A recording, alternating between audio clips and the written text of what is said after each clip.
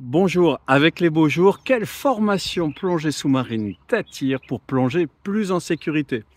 Bonjour, c'est Vincent, de l'école de plongée Aquadomia, spécialiste de la formation plongée accélérée sur mesure du débutant au moniteur de plongée loisirs et au moniteur de plongée tech à Marseille, Parc National des Calanques, et aussi aux Caraïbes lors de l'université d'hiver des masterclass.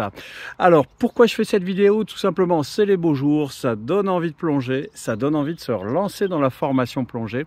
Et aussi, si on regarde l'actualité, c'est la saga des accidents, parfois, parce que la presse s'en fait largement l'écho.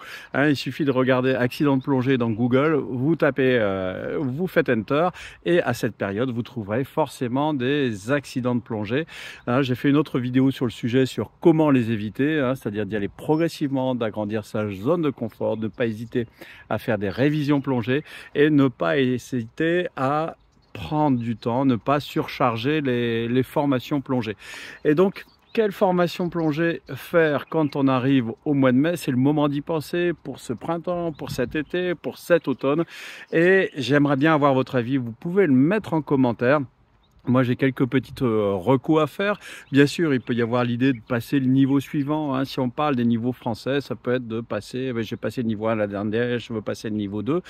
C'est un bon raisonnement à partir du moment où on a pris un peu d'expérience. N'oubliez pas que depuis votre dernière formation, je conseille toujours de faire des révisions plongées et de plonger pour avoir des plongées d'expérience de manière à confirmer votre niveau. C'est exactement comme un permis de conduire. Une fois qu'on a le permis et qu'on est jeune permis, on ne sait pas vraiment conduire, on forge son expérience au fur et à mesure et c'est là qu'on devient, je l'espère, un bon conducteur. Et donc, par rapport aux formations, c'est vrai que ce que je reproche un peu au système français, même si c'est pas complètement vrai, c'est que c'est un peu la course au niveau et la course à la profondeur, alors qu'il y a plein de modules de spécialité qui existent, y compris sur les cursus français et sur les cursus américains qui sont PADI, SSI, SDI. Et c'est peut-être vers là qu'il faut se focaliser. Bien sûr, c'est vrai que tout ce qui est formation en secourisme et en sauvetage, tel que le niveau 2 ou le rescue diver, sont très très intéressantes.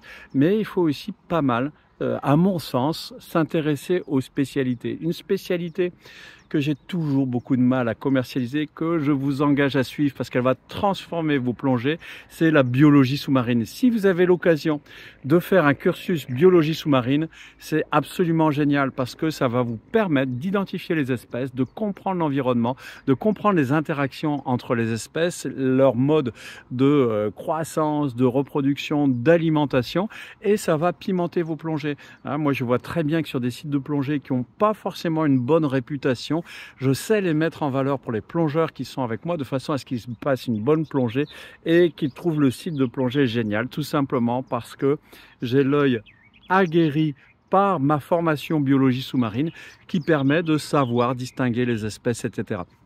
Ensuite, en spécialité, il y a tout un registre de spécialités. J'ai parlé de biologie sous-marine, il y a aussi les spécialités de prise de vue sous-marine, que ce soit en photo ou en vidéo, qui sont très très bien. Et après, on a bien sûr les spécialités épaves, pour découvrir davantage les épaves. Et une spécialité qui est pas mal, qui est assez peu connue, c'est celle de TDI, le déco-procédure. Déco-procédure, c'est plonger avec décompression. C'est vrai que c'est ce qu'on voit dès le niveau 2 français. On apprend à plonger en faisant des paliers de décompression quand on a encadré à 40 mètres, etc.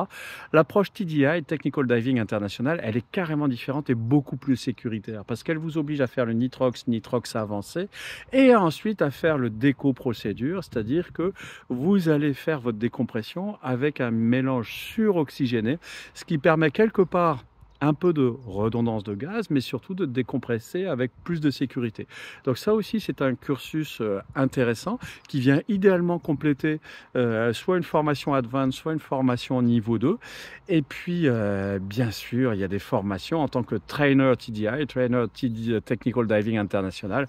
Il y a des formations que je vous invite à faire tellement elles vont révolutionner votre vie. C'est le cursus Intro to Tech. Bien sûr, c'est pas mal d'avoir du matériel adapté avec une wing, c'est-à-dire une stable volume arrière, avec des petites palmes et avec un set de détendeurs, donc un avec tuyau long de 2 mètres qui se positionne d'une certaine façon. Il suffit pour ça de regarder ma vidéo sur cette chaîne sur le cursus Intro to Tech. Et pourquoi cette formation est extraordinaire? Parce qu'on y voit tout ce qui est fondamentaux de l'équilibre, de la flottabilité du trim, faire du surplace, comme quelqu'un qui fait un saut en chute libre, avoir la même position sauf qu'on est arrêté dans l'espace 3D de la plongée sous-marine. Et ça, c'est génial parce que après, à vous, un monde insoupçonné. Par exemple, quand on parle de biologie, ça vous permet de montrer quelque chose et de rester en face, d'avancer, de reculer sans tout remuer. Ça vous permet aussi de prendre des belles photos puisque du coup, je peux faire des travelling avant, arrière sans gesticuler avec les mains et perturber l'environnement. Et ensuite, ces cursus vous permettent aussi, si c'est un monde qui vous intéresse, et je sais que ça séduit de plus en plus de monde, de faire de la plongée sous plafond. Donc, par exemple, dans des cursus un peu avancés, pénétration sur épave avec des techniques avancées de pose de fil, de recherche de plongeurs perdus, de planification, et puis aussi bien sûr le monde merveilleux des grottes sous-marines qu'on peut appréhender avec Aquadomia à Marseille dans le parc des Calanques avec le premier cursus caverne où on va dans des grottes où on voit toujours la lumière du jour. Et puis ensuite pour les cursus suivants, c'est des cursus qui peuvent se faire bien sûr dans la Mecque de la plongée souterraine en France et dans le Lot, mais on a aussi un site plus proche de Marseille à 2 heures de route, même pas 2 heures de route, qui est Bourg-Saint-Andéol. Enfin bref, c'est des univers qui sont vraiment extraordinaires à découvrir et qui sont des challenges personnels. Beaucoup de gens disent « Ah, moi je suis claustrophobe, je pourrais pas ». Et puis en fait, on se rend compte, moi c'était mon parcours personnel sur plusieurs années, qu'on est confortable là-dedans parce qu'on apprend progressivement à améliorer sa zone de confort, à améliorer la sécurité. Alors, et vous, quelle formation plongée vous allez viser pour gagner en sécurité et rester dans votre zone de confort, ne pas rejoindre la saga des accidents de plongée? Ça m'intéresse que vous mettiez ça en commentaire. Si vous avez aimé cette vidéo, je vous invite à mettre un petit pouce. Si vous ne l'avez pas aimé, je vous la rembourse. Et puis, bien sûr, vous pouvez télécharger mon guide sur les trucs et astuces pour améliorer votre formation plongée sous-marine. Le lien est dans la description. À très bientôt.